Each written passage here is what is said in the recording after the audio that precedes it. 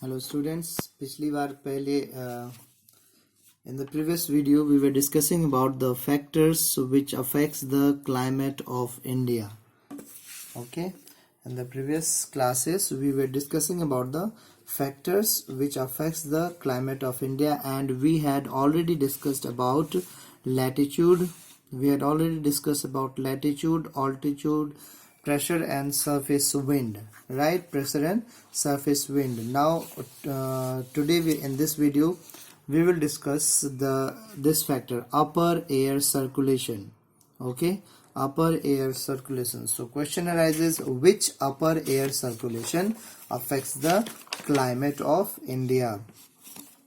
Okay, which upper air circulation? So let's discuss now. As the term says, upper air circulation, that means this is a type of air circulation which happens above the earth's surface. As the term says, this is upper air circulation. So this is the type of air circulation which happens above the earth surface. तो उस अपर air circulation को हम लोग क्या बोलते हैं? उस अपर air circulation को हम लोग जेट स्ट्रीम बोलते हैं. क्या बोलते हैं?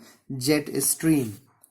Here is jet stream. Jet stream is the example of upper air circulation. Okay, so what is this jet stream? Now before going to jet stream, let's understand once again what is this upper air circulation. This is the air circulation which happens above the earth surface. So suppose ये मैं आधा earth surface बनाता हूँ. ये लो, आधा बनाया. This is half earth, right? इसको मैं स्ट्रेट कर दे रहा हूँ. Okay, so this I am made it straight line. इसको स्ट्रेट लाइन मैंने कन्वर्ट कर दिया. सो this is earth surface, this is earth surface, earth surface. So upper air circulation happens high above the earth surface, high above the earth surface, right? High above the earth surface. This is the circulation of air which happens above the earth surface. Now which upper air circulation affects the weather, affects the climate of India? That is jet stream. So now in from here we will discuss about jet stream. Now what is jet stream? So as the term says, jet stream. So jet stream made up of two words, jet and stream. अब stream से क्या आप लोग समझते हो? stream होता है एक channel of water को हम लोग stream बोलते हैं. Channel of water is called stream, right? तो हम channel of water को हम लोग कैसे denote करते हैं? Channel of water को हम लोग इस तरह ही denote करते हैं, right?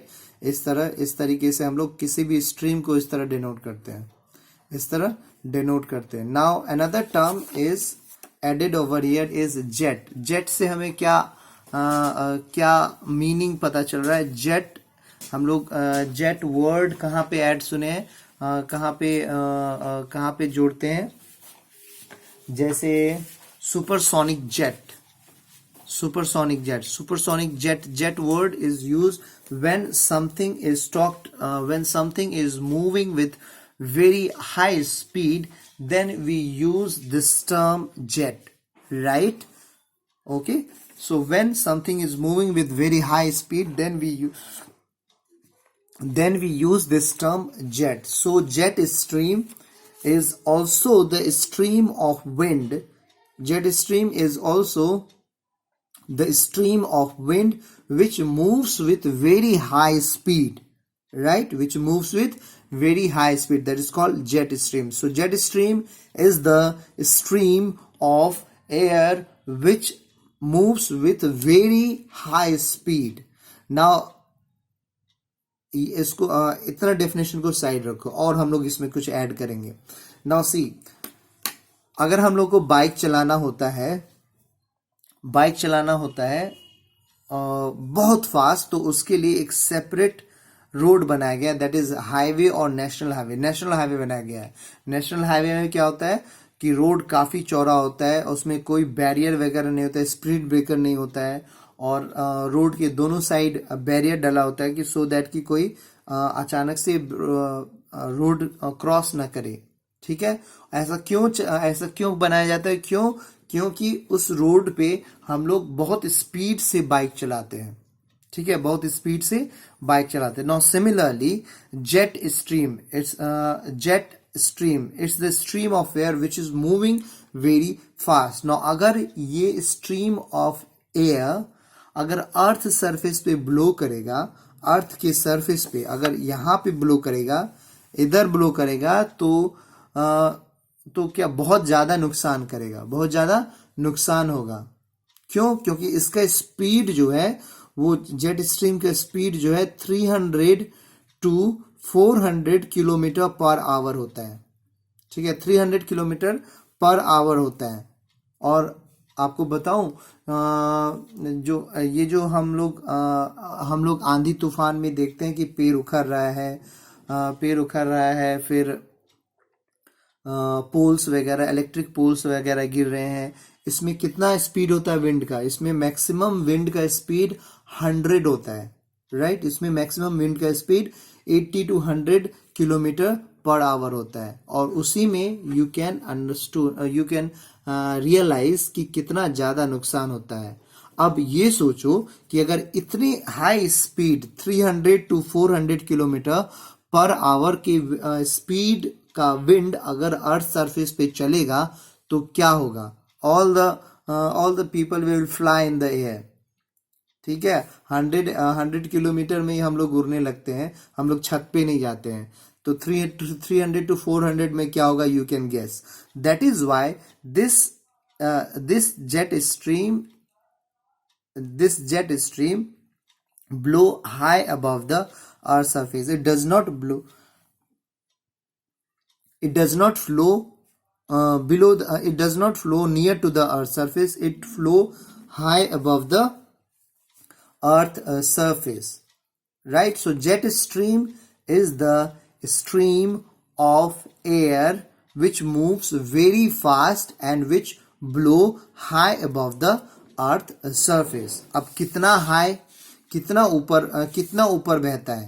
It's blow 12 kilometre above the earth surface, ठीक है। It's blow 12 kilometre above the earth surface, right. It's blow above 12 kilometre above the earth surface. और अभी तुरंत मैंने आपको बताया इसका स्पीड जो है काफी हाई होता है। तो कितना स्पीड होता है? इसका स्पीड जो है समर और विंटर में चेंज होता रहता है। समर में इसका हालांकि यहाँ पे लिखा हुआ है 100 kilometre in summer and winter is 184, लेकिन कोई जेट स्ट्रीम जो है वो 300 to 400 किलोमीटर पर आवर भी जाता है इसका speed, okay. So right now we will discuss about the characteristics of the jet stream. मैंने आपको ऑलरेडी कुछ कैरेक्टरिस्टिक्स बता दिया डेफिनेशन में, but still here are certain characteristics. It is a narrow belt of air, और you can say it's a stream of air.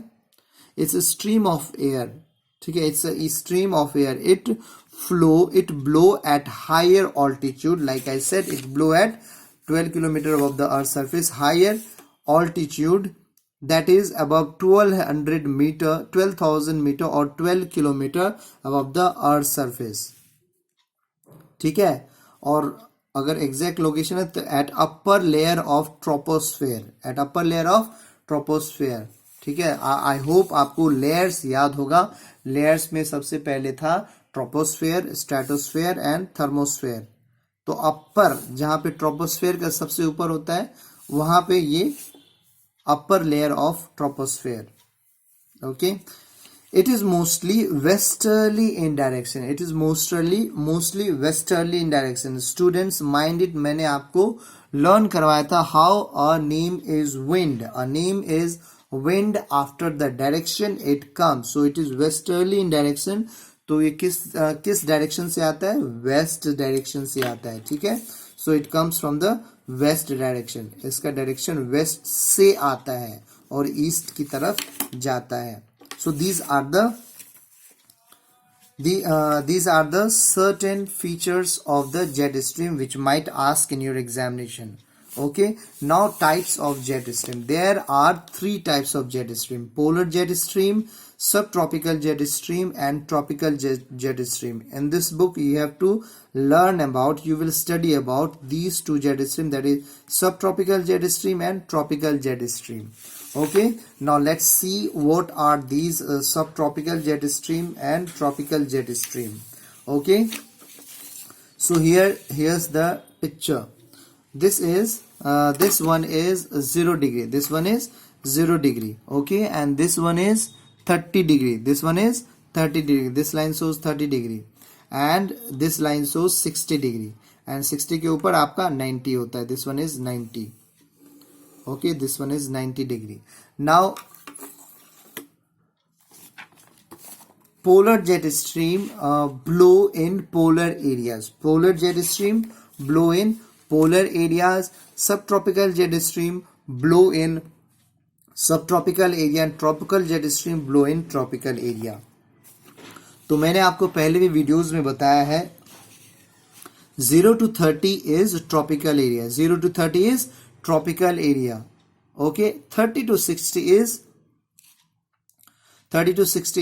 subtropical area. Okay, 30 to 60 is subtropical area. इसको आप लोग इस तरीके से भी बोल सकते हो 0 to 23 and half, basically 0 to 23 and half is tropical area. 0 to 23 and half मैंने आपको केवल लर्न करने के लिए 0 to 30 लिया, 30 to 60 लिया है एंड 60 to 90 लिया है. हालांकि 0 to 23 and half is 23 and half is tropical area. ठीक है, and 23 and half से 66 and half is subtropical area.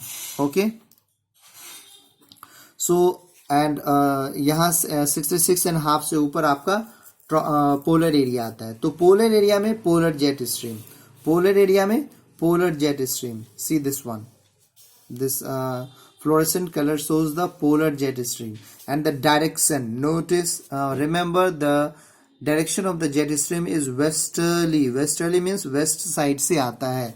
So this one is westerly jet stream. Now subtropical jet stream. Subtropical jet stream is also westerly in direction. ये रहा subtropical westerly jet stream. Okay, now in this we will discuss about the subtropical westerly jet stream. Okay, so let's read the features of subtropical jet stream. I will पहले मैं read करूंगा, उसके बाद आप लोग को समझा दूंगा. So subtropical jet stream best developed during winter, best developed during winter, weekends during summer. कहने का मतलब ये विंटर में सबट्रॉपिकल जेट स्ट्रीम जो है, ये सबट्रॉपिकल जेट स्ट्रीम जो है ये विंटर में काफी स्ट्रांग होता है और समर में वीक हो जाता है. Another thing, found between 25 to 50 degree north latitude. This subtropical jet stream found between 25 to 50. ये आपका 30 से ऊपर ही है, यहाँ पे 30 है और 30 से ऊपर आपका 50 होगा. तो like it has been said, this subtropical westerly jet stream is found between 25 to 50 degree latitude.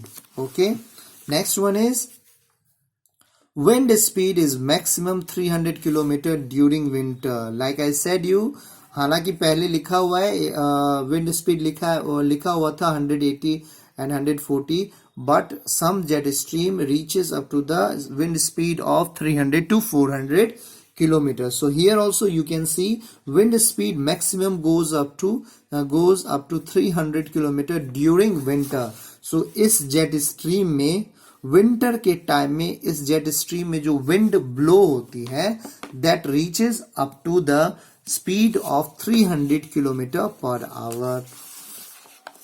Okay, now this jet stream blows south of Himalaya during winter.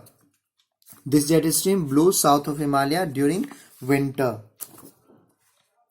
आपने देख लिया ये this jet stream blow south of Himalaya during winter. So let's see winter में this is winter season. ये हिमालय है, this one is Himalaya. This red ये जो zigzag line है, this one shows Himalaya. In characteristics it has been said in winter it blow south of Himalaya. So this is Himalaya. Himalaya का north इधर होगा, हिमालय का south इधर होगा. So in winter it blow south of Himalaya. So here I am writing winter. ठीक है, in winter it blow south of Himalaya. ये हिमालय, हिमालय के साउथ में ब्लो करता होता है. ठीक है, सब tropical westerly jet stream. The last feature of is during summer this jet stream moves north of Himalaya and gradually vanish. Okay, तो ये मैंने आपको केस दिखाया विंटर का. विंटर में ये काफी स्ट्रांग होता है, इसका wind speed 300 kilometre per hour जाता है और ये विंटर में हिमालय के साउथ में ब्लो कर रहा होता है. नाउ विंटर के बाद आएगा समर. ठीक है, विंटर के बाद आएगा समर. समर में क्या होता है इस सब ट्रॉपिकल वेस्टर्ली जेट स्ट्रीम का? ये सब tropical westerly jet stream Himalaya के नॉर्थ में चला जाता है. किस सीजन में? समर सीजन में. किस सीजन में? Summer season. So look at here, ये आपका समर है.